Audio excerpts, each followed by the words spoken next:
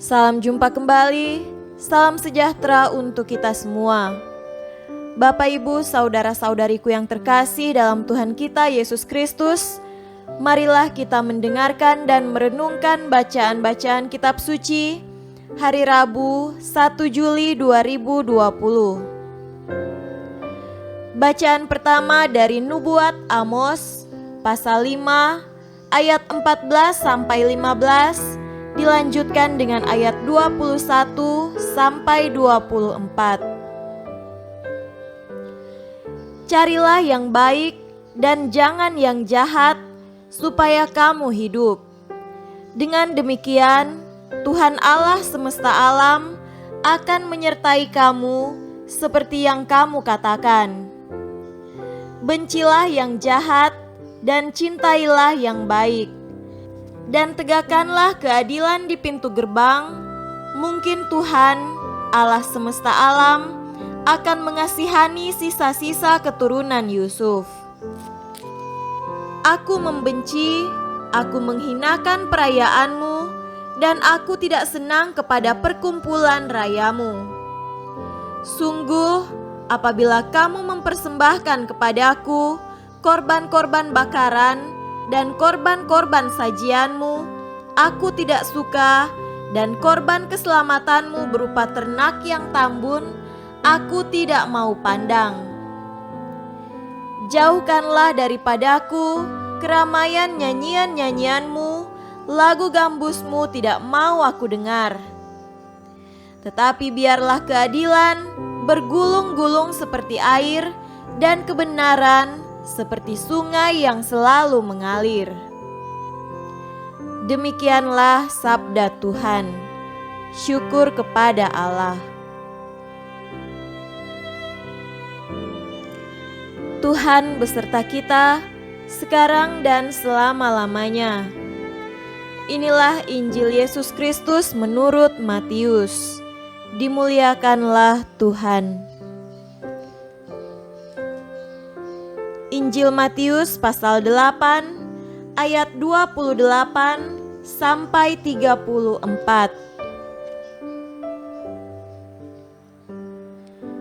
Setibanya di seberang, yaitu di daerah orang Gadara, datanglah dari pekuburan 2 orang yang kerasukan setan menemui Yesus. Mereka sangat berbahaya, sehingga tidak seorang pun yang berani melalui jalan itu. Dan mereka itu pun berteriak, katanya, "Apa urusanmu dengan kami, hai anak Allah?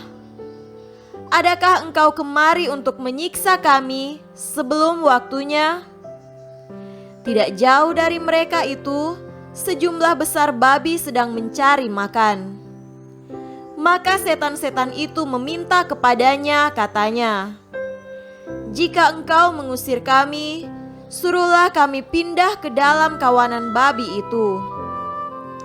Yesus berkata kepada mereka, "Pergilah." Lalu keluarlah mereka dan masuk ke dalam babi-babi itu. Maka terjunlah seluruh kawanan babi itu dari tepi jurang ke dalam danau dan mati di dalam air. Maka larilah penjaga-penjaga babi itu, dan setibanya di kota, diceritakannya segala sesuatu juga tentang orang-orang yang kerasukan setan itu. Maka keluarlah seluruh kota mendapatkan Yesus, dan setelah mereka berjumpa dengan Dia, mereka pun mendesak supaya Ia meninggalkan daerah mereka. Demikianlah Injil Tuhan. Terpujilah Kristus. Saudara-saudariku yang terkasih dalam Tuhan kita Yesus Kristus, tema renungan kita pada hari ini adalah kuasa Allah jauh lebih besar. Gangguan roh jahat atau iblis kerap menyebabkan sakit fisik maupun psikis. Tubuh bahkan jiwa seseorang bisa tersakiti, bahkan dikontrol olehnya. Pengobatan dokter banyak kali tak mempan. Doa-doa terasa tidak mengubah situasi, dan paranormal kerap menjadi satu pilihan. Saudaraku yang terkasih, dalam Injil Matius yang baru saja kita dengarkan, Yesus berjumpa dengan dua orang yang kerasukan setan di daerah Gadara. Gadara itu terletak sekitar 7 km dari Danau Galilea di daerah Transjordan, Provinsi Dekapolis. Perjumpaan itu terjadi di sekitar daerah pekuburan saat dua orang yang kerasukan setan itu datang menjumpai Yesus seolah ingin menantangnya. "Apa urusanmu dengan kami, hai anak Allah?" Keberadaan setan tentu jelas sebagaimana yang dikisahkan para penginjil. Biasanya gangguan hebat diciptakan oleh setan pada orang yang dikuasai dan dirasukinya. Namun, kuasa Allah jauh lebih besar dari kuasa setan itu. Kerinduan Allah untuk menyelamatkan orang yang masuk dalam perangkap setan begitu besar. Dua orang itu pun dibebaskan dari kuasa setan setelah setan yang begitu banyak itu disuruh pindah ke babi-babi yang akhirnya terjun ke danau dan mati. Keselamatan bagi dua orang itu pun terjadi sekaligus menjadi tanda bagi orang-orang di Gadara bahwa kuasa Allah itu nyata, keselamatan Allah telah hadir di dalam hidup mereka.